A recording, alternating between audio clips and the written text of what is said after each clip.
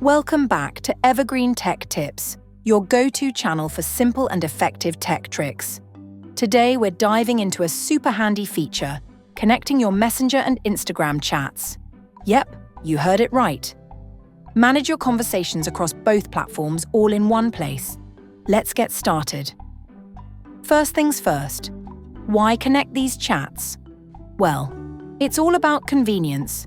This feature allows you to seamlessly reply to messages without jumping back and forth between apps.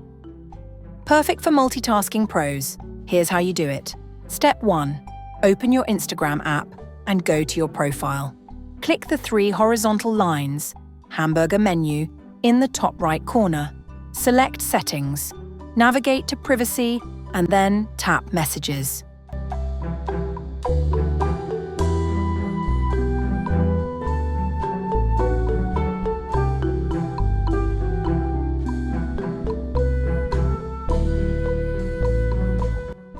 You'll see an option that says Message Controls.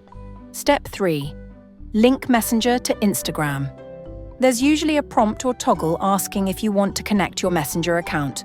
Follow the on-screen instructions to complete the linking process. Step 4. Test it out.